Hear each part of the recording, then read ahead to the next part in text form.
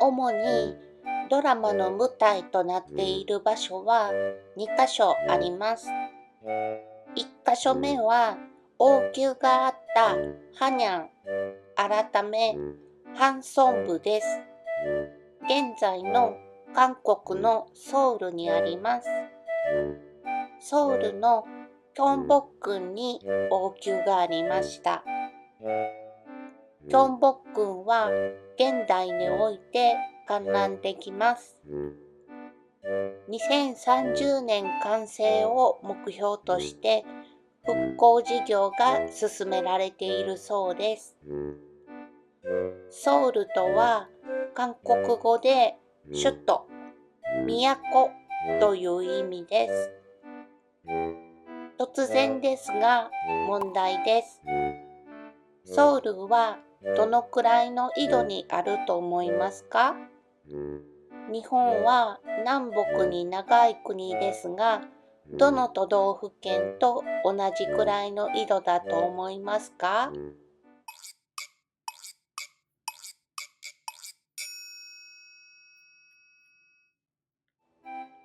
正解は日本だと新潟県ぐらいの緯度にあります。韓国の割と北の方にあります。私はソウルに行ったことがあるのですが、11月頃だったかな。コートを着て厚着していても寒かったです。日本の東京よりも南の地域では気温がマイナスになることは少ないですが、ソウルの冬の気温は最低気温が氷点下です。ソウルは冬はとても寒いことを覚えていてください。韓国ドラマを楽しむときに知っておくとさらに楽しめると思います。あと、ソウルは北朝鮮との国境から約 40km しか離れていません。ソウルは北朝鮮との国境に近い位置にあります。ドラマの舞台となっている場所の2カ所目はチェジュ島です。チェジュ島は朝鮮半島の南にある比較的大きな島です。日本で同じ緯度にあたるのは佐賀県、高知県、和歌山県あたりとなります。現代では韓国のハワイと言われています。朝鮮王朝時代は流刑地とされていたそうです。番外編として、島岩伝説のイナン山はキョンボックンの北西にあります。標高338メートルの低いめの山です。花崗岩でできているため、岩肌があらわになっています。岩肌が特徴的です。Google Earth で場所を見ていきましょう。まず、ズームしたのは日本の東京です。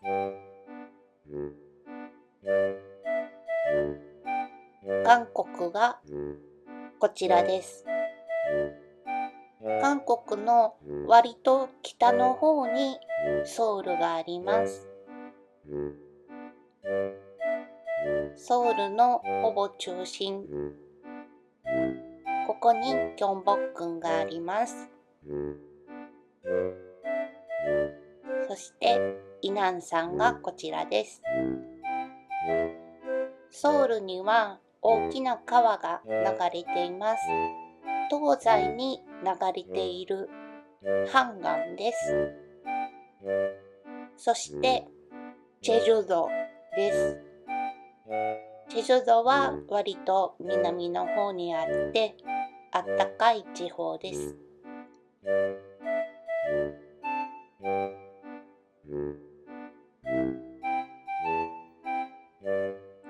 チャングムのお話に戻りましょう。主人公のチャングムは実在の人物ですが、ドラマは架空のストーリーです。朝鮮王朝実録という歴史書にチャングムの名前が複数回登場しています。彼女が異女であることと、チュンジョンの言葉の中にこんなことが出てきます。私の病気のことはチャングムが知っていると。このチュンジョンの言葉からチャングムは王様の主治医であると解釈してドラマが作られたそうです。ドラマは史実をもとにイメージを膨らませたフィクションです。料理人であるチャングムは完全に架空のストーリーです。チャングムの本名はソ・チャングム。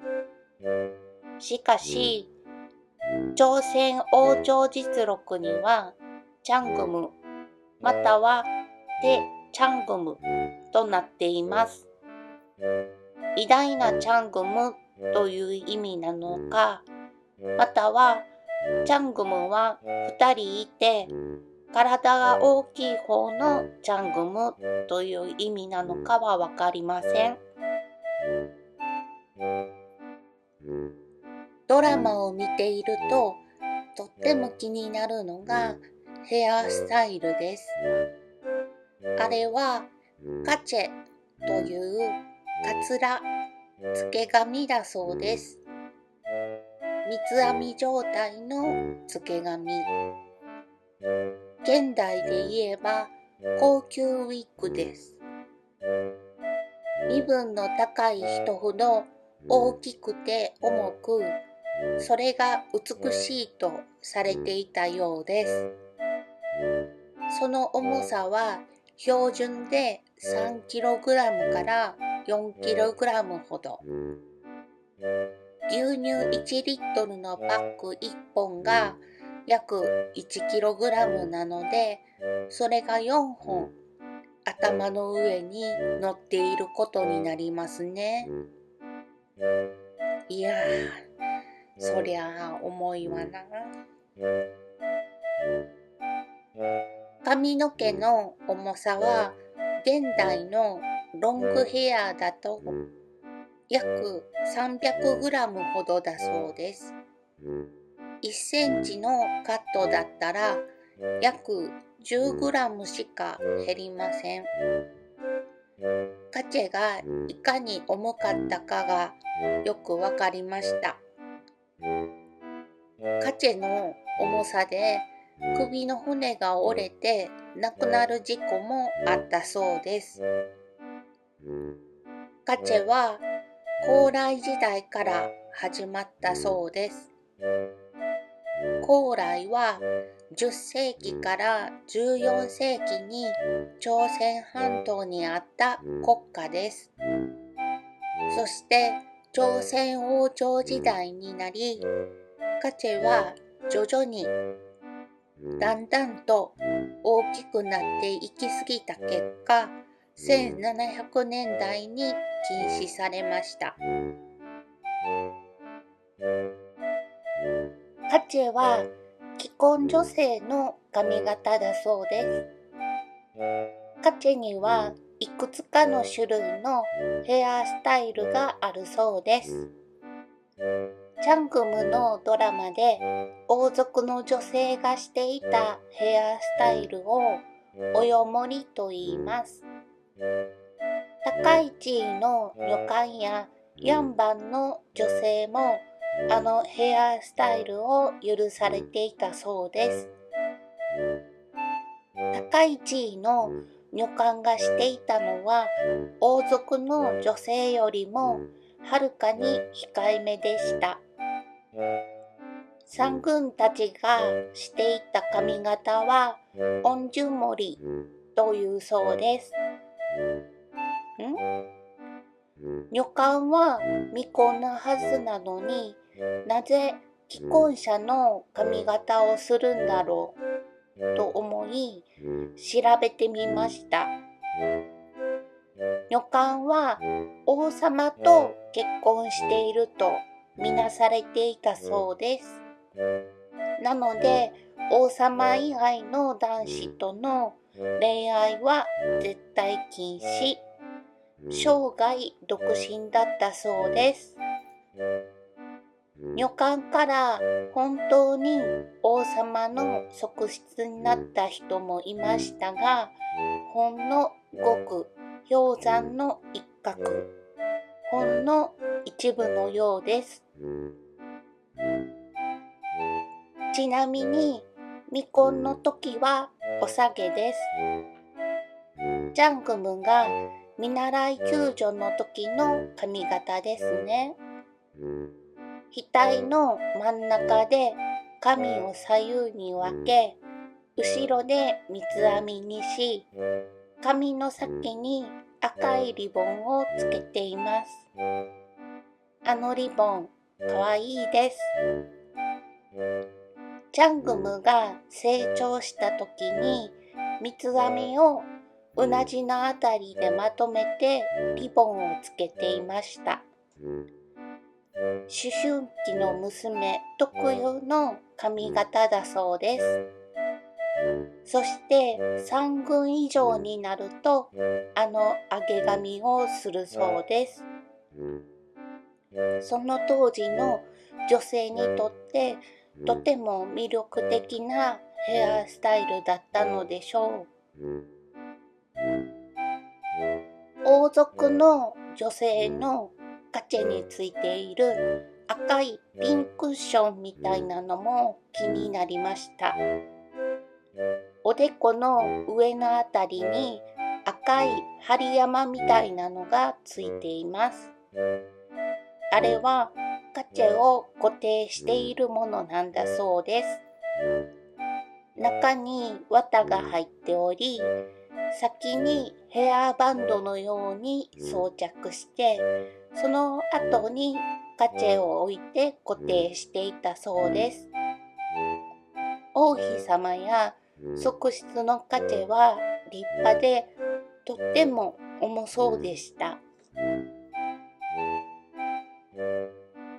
中国の歴史ドラマを見ていると耳飾りをつけていることが多いですが、韓国歴史ドラマでは耳飾りはあまり見ませんね。髪の毛に装飾品をつけているので耳にはつけなかったのかな。日本と共通していますね。韓国の古代の歴史ドラマでは男女問わず耳飾りしているかな。そういえば日本の古代も男女問わず耳飾りつけていましたね。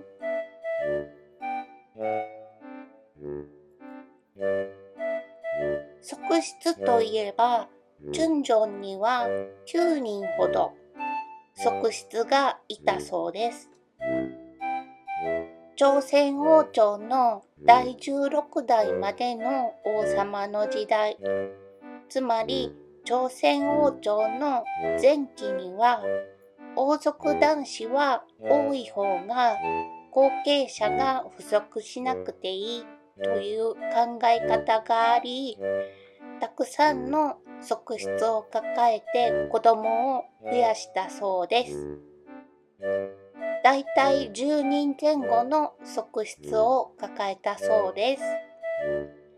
ところが後期の王様の時代になると、王様といえども側室をたくさん抱えるのはいかがなものかという風潮になってきて、その結果、側室が激減しました。